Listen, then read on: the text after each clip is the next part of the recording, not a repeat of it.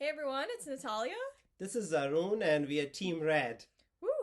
And we're here doing another recap. We weren't actually planning on doing these each week, but after our last one, we got a lot of messages asking us to do another one, so here we are. And we're going to talk a little bit about how it felt like going back into the race after being eliminated and kind of what happened that leg in Switzerland. So one question we've been getting is how far advance notice we had going back into the race. And it was about like 6 weeks before we actually restarted. And we had gotten a call earlier saying like, oh, there might be a chance that we might bring you back to be like at pit stops, or like they were trying to like see if we would be available at that time. We're like, that's weird, like just to be like go back to be at pit stops. But Because I think what was happening is still didn't know which teams were coming back or what was going on. So I think they wanted to make sure we were available. At the same time, they said, "Oh, you could be at the one of the pit stop, or you could be at the finale, or you would play some part in the race." And then we just said, okay, that's probably what's going to happen. And I think it's about 3 or 4 weeks before the race. That's when we no, it was like 6 weeks. 6 weeks Yeah. up. Okay, Yeah. That's when we really, I think we got a call and said, "You're in." And I asked Nat, what does it, what do you mean we are in? And then said, "You're back in the race." I said, "Way back in the race." Yeah, and so we had 6 weeks to start like getting into gear because throughout the 19 months we had no idea if we were going to go back or not, if our season would even like see the light of day. And so we weren't like training or preparing that entire time, but when we found out, yeah, for sure, we're going back, that's when we started repacking, like what do we want to change from the last time. One thing I know, like last time we brought up like a lot of like extra stuff that we realized we don't really need, like granola bars and things like that. But you're not eating, like thinking about eating while you're on the race, and we didn't have a lot of like rest times. So that was one thing like we cut out for sure. And then we did some like navigating practices because obviously navigation is our strongest point. So my husband had like set up some mini like fake routes around Michigan, and so he gave us tasks like go to this coffee shop and order a lavender latte, and then we would ask him like directions, like pretending he was like some random person, and then we would navigate there, and there was like different challenges or things he had mapped out for us. So that was one thing we focused on training wise. And the last 19 months has been crazy, especially for me being in the restaurant industry with no staffing. I literally had no time to go and train and do any of the extra stuff just because I was so busy working 7 days. This is the hardest I've worked it for a long time, but this is the hardest I've ever worked, and we just had a difficult time During the pandemic. during the pandemic. Yeah, and one thing we did practice, and we even did a dance for my wedding. So you were practicing because you never know, there might be more dancing challenges. So we were trying to like do some workout videos where you had to follow some choreography and things like that, just to make sure like if we did get another challenge, like at least you were used to kind of like remembering the steps and things like that. And I also want to say, getting a second opportunity is a blessing. Meaning, how many teams can ever say in Amazing Race that they got to go back on the race? So we really thank CBS and the production team for giving us a second chance, and we were so excited to be back in the race. Yeah, and then I mean, you didn't really have a problem with stick shift, so that wasn't something we really like practice again because the stick It's shift the was fine. navigation which we Yeah, have a problem. We but don't have a problem driving. It's yeah. whether it's stick shift or automatic or on which side of the road. We normally don't have. I mean, I at least I'm the one who's driving, and we don't have an issue. But it's the navigation which has literally been weakest, one of the weakest. And even the first time before we went, I took some stick shift lessons. It's so hard to find a stick shift car to even like practice. So I had to literally sign up for like a class and then like went through like driver's training for stick shift. So like if there was a chance where I had to drive, like I was prepared to drive stick shift as well. And so yeah, then we restart in Switzerland and St. Gallen, and we're up there at the starting line, which was nice to have like a regular starting line because you really feel like the energy and like the competition when you're like your nerves are just there at that starting line. So that was, I'm glad we like were able to have that actual starting And line. also, there have been questions where the team's angry that you guys were coming back. Well, to be honest, there was only 5 teams which came back. If us and Mo and Mike didn't come back, there probably wouldn't have been a race. And I believe in this. Life is not fair. I mean, life is just what it is. This is what we were dealt with. We were asked to come back. We came back, and I think most of the teams were pretty happy that they could continue on with the race since we came back. Yeah, and so then we start, and one thing they didn't show at the starting line is Phil looks over at Mike and Mo and us and is like, you're going to have to fight your way back into this race. Like, you will have an extra challenge during this leg. And so at that point, we know, like, oh, it's really between us and them. And we love Mike and Mo, but it's like, okay, some other team really has to screw up to, like, get out this leg. And, like, the whole time, that's kind of our mentality is, like, we're going to have an extra challenge we have to complete. So we need to make sure we're not making any big mistakes. And Phil was very clear, because the way, normally if it's a non-elimination leg in an amazing race, the next leg you do a speed bump. The speed bumps are now normally 5 to 10 minutes, but this is, we'll talk a little bit more about the challenge later in the recap. Yeah, so then Phil says go. We're running off, trying to find the buses. And we were racing. We were, actually, you can see us running right next to Kim and Penn.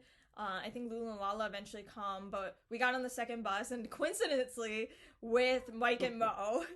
And so it just happened that we both are the limited teams. We were on that bus, and it was kind of funny because we both knew at the time we have the extra challenge, but we were just enjoying the ride up to the mountain. And there was a point where you're actually taking notes as we're driving up, just making like notes of like landmarks and things like that. And there's one scene that I was bummed they didn't see. It was probably because of copyright, but Mike and Mo and us, we were singing "She'll Be Coming Around the Mountain." And that was fun, like, just like having that like little bit lighthearted moment going up. Yeah, and then so, you know, we're headed up, we get to the Santis, and we're thinking like, okay, this is probably some type of like hang gliding or some type of like adrenaline or jumping off the cliff, like, or whatever it is. And I had told Nat, since I am 56, that hey, this is probably, I will get very few opportunities to do things like this, and I wanted to do any of the physical challenges in this race. Yeah, and so, you know, we're all like mad rushing through this place when we get off the gondola trying to find the clue box. And we get to the clue box, and it's like, who wants to take in the view? And like he said, he wanted to do all the like adrenaline challenges. So when I say like, oh, it's heights, it's not that I'm like scared of heights or anything, but like he said he wanted to do anything that was like heights related or things like that. So we knew it was him. And it was funny because when you open it and you read it, it's like find the clue Six flags. No, it doesn't say flags at the intersection of 6 countries. And you immediately then thought like, oh, I have to like look out for flags, or like there's gonna be something where like I'm standing up here and I have to look out in the distance maybe for flags or something. So you start to freak out, and I'm like, whatever, you got this, like just go. Yeah, you did tell me. And all along the way while I was going down to the point, I was thinking I should be looking at the 6 flags or whatever it is. So, but well, there was no 6 flags. You just took the clue and came running back. You were overthinking it. And that's why when you get to the clue box, it's funny because I knew when I saw watching it back on TV, you're like, where's the flags? Where's the flags? You guys go back and look at it. I say, where are the flags? Where are the flags? And I'm trying to look around. Then I seen everybody running back. I said, oh, it's time to go back. Yeah. That's another case of, you know, overthinking the challenge on Amazing Race. But then you go back, and one thing you had told me once you came, you're like, they told you initially you couldn't pass people when you were hooked in. But I think it was like you didn't realize when you were not hooked in that you're allowed to pass people. Yeah, that's why I was a little bit surprised when Penn started passing people. I said, I thought you couldn't, but it really didn't matter. Mm-hmm. Yeah, and so then, you know, we get the clue. I think I did a good job with you did. Because I'm the oldest guy on the race, and I thought I kept up with some of the people, so I was very proud of myself. Yeah, I was proud of you too. And one thing I think you did that was right is you didn't wear any of the gear that they gave you. Because it got really hot, you said, when you were going up there. And then even when you came down, everyone took a lot of time to take the gear off. The reason we got into third is because you didn't have any of the gear on, and you just ran with the clue to find me. That's right. Yeah, so that was smart thinking on your part. And then we run down, we get to the gondola, you know, everyone catches up besides Sherry and Akbar, and you saw Sherry on your way back. Yeah, I mean, I felt so bad for Sherry is because she was doing her best, meaning, and I I really was a little bit scared for Sherry, and I told her, "Hey, hang in there. You got it." And she said, "Thank you," because we all felt for Sherry Yeah. because she was doing her best, and hats off to her. Yeah, we were like, I think everyone was just proud of her for like accomplishing that fear, just seeing her, she stuck it through and made it through. So that was an amazing moment. And so then, yeah, from that challenge, you came, and we were all running back to get in down the mountain. And one thing is, we actually stopped in the gift shop before we got on To the get some directions. yeah, to get directions to make sure we knew we were going to guest house Sony. And so we knew when we were riding the gondola down like exactly where we were going, and then it was a mad rush to the cars.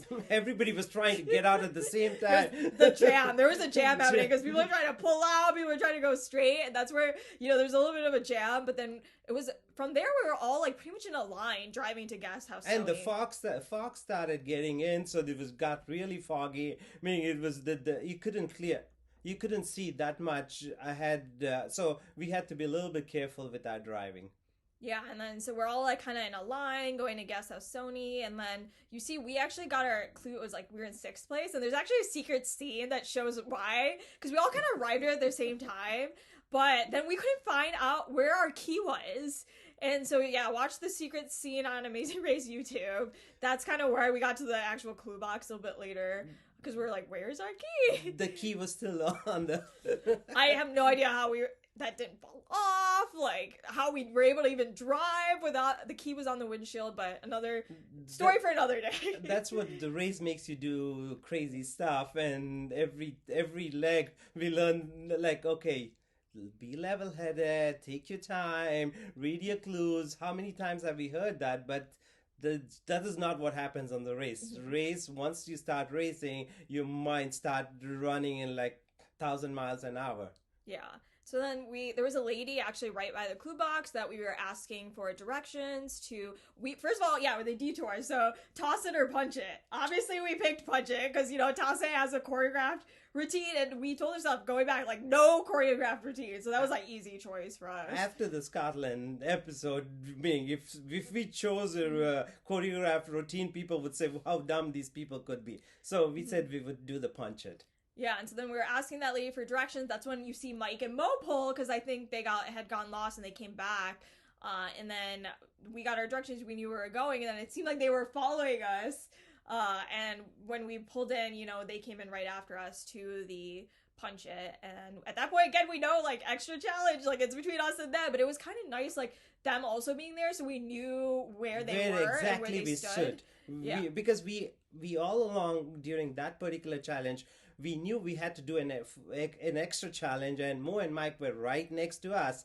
And the storytelling is so important in that Bell challenge, and Nat did a very good job at getting the story right. We had a little bit of a doubt with one of the medals. I don't know what you call the medals. Yeah, it was the cloud, because that was the only like doubt we had, is like, because there was also like the word family and like union kind of in the story. So that cloud initially it could have been like maybe like a union, but like we're probably overthinking it. Like it's probably just a cloud, and that's what we went with. And there was a question saying like, how do we know the difference between the mama cow, the papa cow, and then the baby cow? It was like the sizing. So the papa cow was a little bit bigger than the mama, and then obviously the baby calf was like the smallest. So that was kind of easy. Initially, because the Bell challenge looks very simple on the television or when they show it, because there's a lot of, you had to measure it, you had to make sure they were evenly spaced.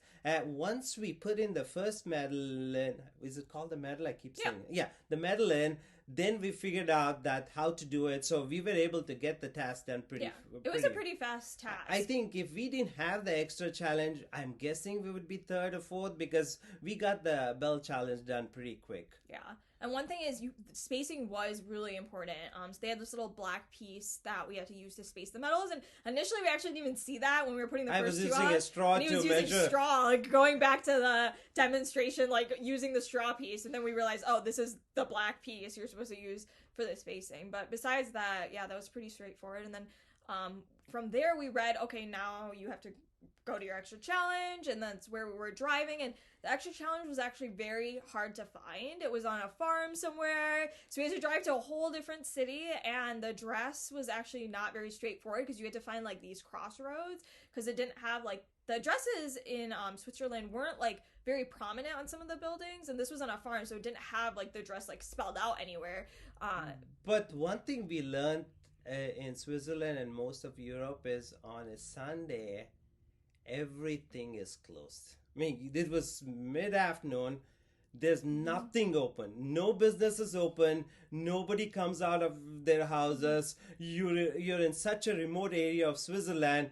So to ask somebody for an address, you literally had to drive around to find somebody. So because we couldn't go and knock people's houses, whatever it is, and this challenge was pretty far out. I think it was so remote that there was one lane roads a lot of times we were driving. So when you saw the episode, we didn't get lost going back to the pit stop. It was had a difficult time finding direction to the challenge. The extra challenge. Yeah, because that's why you even see like we're more in like a foresty area, because it was a little bit more remote. And so yeah, we go to the extra challenge, and obviously it wasn't aired in the episode, but it was a fun challenge. Like we had it's called Cabbage bowling. Yeah. That's what we initially, when we read the clue, cabbage bowling. We thought we'll take a bunch of cabbages and roll it against the pin. How hard it could be.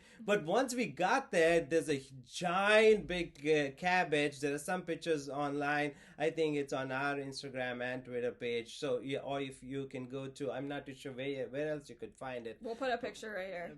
A picture, right? So then one of us had to get inside the cabbage and be like a hamster, and you cannot see anything once you're inside, and then the other person will have to direct you. So I thought that since Nat is a little bit smaller, I mean a little shorter, I said it would be beneficial for me to do it, so I did it. And I got inside and I was like a hamster. It was so much fun. I wish they had shown it, but for whatever reason, time, whatever it is, it was not shown. And then she'll say go forward, left, right, whatever, and you have to knock some pins. The pins were actually made of hay bales, correct? Yeah, so I couldn't see him, you couldn't see me, and I had to use my voice to direct you, because I couldn't see if you were facing me, if you were facing the other way, and then had to direct you to knock down these hay bales. And I think we did a really good job doing that. We got it done at the first thing, and we were done. I think we were there for maybe about 25-30 minutes at the most. And then it said head to your pit stop. Yeah. And the good thing is we hadn't seen Mo and Mike, so we knew we were well ahead of them. So we felt our chances were good at that moment. Yeah, and then obviously, actually getting to the pit stop, we only asked for directions initially right after we finished our challenge, and it was straight shot to the Mart gas. And so we found that pretty quick. So I was proud of us then getting to the actual pit stop. And then we run in, we knew we're probably sixth, and that's what we were. And unfortunately, Mike and Mo were eliminated, and we love them. We spent a lot of time with them in a couple days in sequester when we were in Portugal, so it was sad to see them get eliminated again. Yeah, for most of you who didn't know, first time when we got eliminated in Scotland, Mike and Mo and us, we were sequestered in Portugal. So I'm not too sure we mentioned it the last episode. So, but we did get it. But we love those guys. They're really such good guys, very good at heart, and they do a lot of community. So we really miss them, but we move forward. So our goal when we came back to the thing was one leg at a time, and we'll continue to do that. Yeah, and it was kind of ironic that the greeter at the pit stop was actually a father and daughter. So that was kind of a nice touch today, seeing that. Yeah, so if you have any questions or comments, leave them below. We'll be happy to answer them. Bye.